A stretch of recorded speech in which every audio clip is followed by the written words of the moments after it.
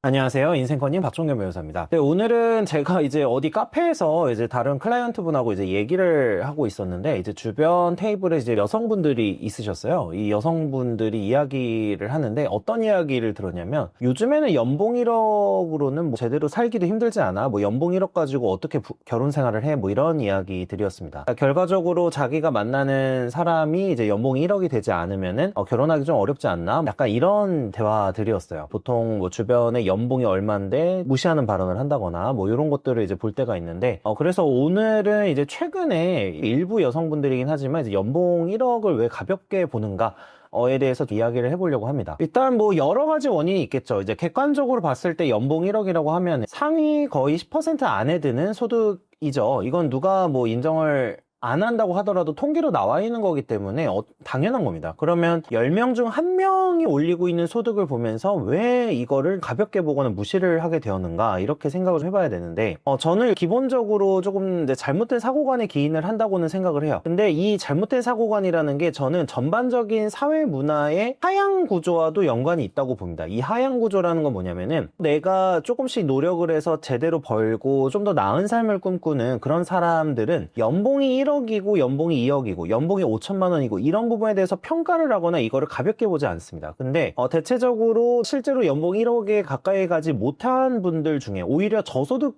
층 중에 연봉 1억이나 자산 10억, 20억 이런 거를 쉽게 이야기하는 분들이 분명히 있어요. 실제로 가보지도 못할 세계이기 때문에 상대적으로 저평가하는 경우들이 있고, 제 주변에 있는 다른 여사친들 같은 경우에는 이제 능력이 있는 여사친들이 많은데, 그런 사람들이 연봉 1억을 절대 가볍게 보지 않습니다. 나랑 비슷한 연봉이나 나보다 조금 뭐 나은 연봉의 어떤 남자랑 만나서 같이 잘 모아서 자산 축적도 하고 이런 생각을 하는 분들이 많지, 그 돈을 벌어보지 못한 사람이 좀 이제 연봉 1억이나 연봉 2억 같은 이런 돈에 대해서 가치를 저평가하는 그런 경우들이 있더라라는 겁니다. 요즘에 20대 30대 분들 중에서 일부의 분들은 내가 그 정도의 능력이나 역량이 되지 않는데 생활 수준이나 이런 게 거의 셀럽을 표방하는 그런 분들이 간혹 있어요. 이 셀럽을 표방한다는 게 단순히 막 무조건 명품을 산다 이런 게 아니라 내가 원하는 일만 하고 취미 생활을 즐기고 이런 식으로 생각하는 분들이 많은 거죠. 내가 돈을 모아서 어떻게 뭐 자산을 축적해서 더 나은 삶을 살 것인가 이런 걸 고민하는 분들도 많이 있지만, 저희 채널은 그렇지만 아닌 분들도 상당히 많다는 거예요. 이 아닌 분들이 이런 경향을 보이는 거는, 첫 번째는 내가 노력해봤자 안 된다라는 패배의식이나 절망감,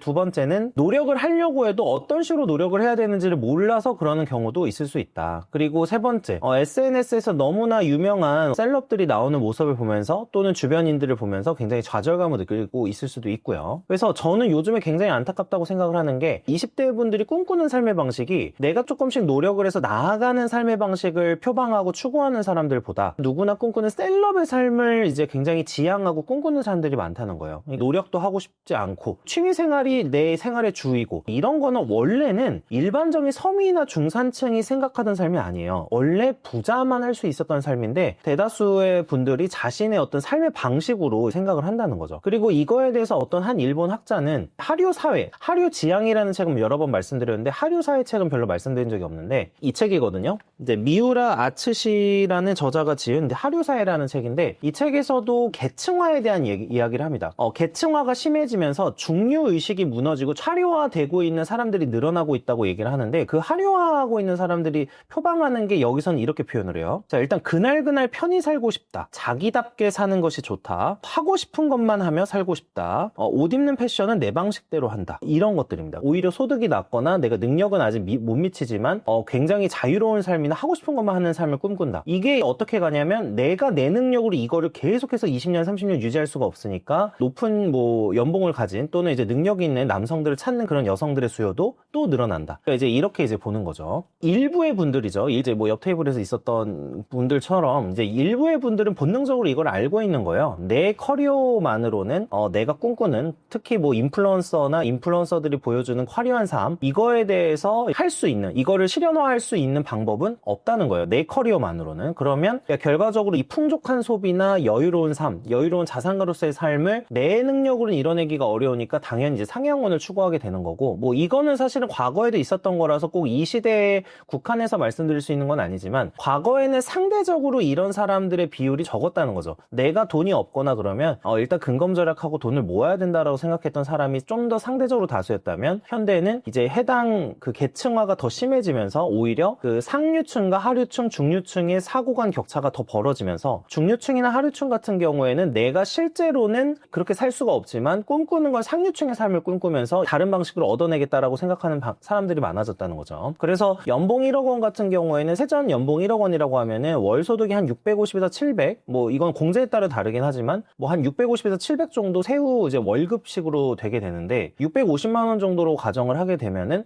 내가 흔히 생각을 했던 뭐 해외여행도 다니고 이제 가족 간의 또 여유를 즐기면서 살 수 있는 그 정도 수준의 월급은 아니다, 이렇게 생각하시는 분들이 많아진다고 생각을 합니다. 실제로 이제 연봉 1억 정도가 이제 세후 월급으로 하게 되면은 그 정도 금액이 되기 때문에, 이걸로는 내가 원래 원했던 어떤 계층을 상승할 수 있고 풍족한 소비를 할 수 있는 결혼 생활을 지속할 수는 없겠구나, 이렇게 생각을 하니까 연봉 1억 원을 가볍게 보게 되는 거죠. 여기에다가 또 하나 있는데, 이 결혼에 대한 사고 변화가 있다고 생각을 해요. 과거에는 결혼은 하나의 결합이고, 이 결합을 통해서 조금 더 열심히 살고 같이 삶을 꾸려나가는 개념으로 생각을 했다면, 이제는 그 결혼이라는 거를 내가 혼자 사는 것도 편한데 내가 결혼을 할 정도의 어떤 선택을 하려면은 굉장히 큰 이익이 있어야 된다, 이렇게 생각하는 경우들이 늘어나고 있다고 저는 생각을 합니다. 그러니까 이러다 보니까 생활 수준은 크게 변화하지 않는데 그냥 연봉 1억 정도면은 월 650만 원 정도인데 뭐 이걸로 내가 생활이 많이 바뀌고 훨씬 행복해진다는 보장이 없잖아. 그러니까 연봉 1억 원 정도로는 아주 부족해 라고 생각하는 여성분들도 늘어나고 있다고 생각을 해요. 그래서 제가 생각하는 게, 지금 젊은 층 같은 경우에는 좀 슬프지만 이 삶의 과정에 대한 해석이 과거와는 많이 달라졌다. 내가 조금이라도 더 즐기고 조금이라도 더 행복한 쪽에 삶의 관점이나 삶의 초점을 맞추고 있는 경우들이 점점 늘어나고 있는 게 사실이고, 이게 소비 행태로 보여지고 또 실제로 삶을 어떻게 사는지 삶의 패턴으로 보여지고 있다라고 생각을 하고요. 여기에 당연히 전제되는 게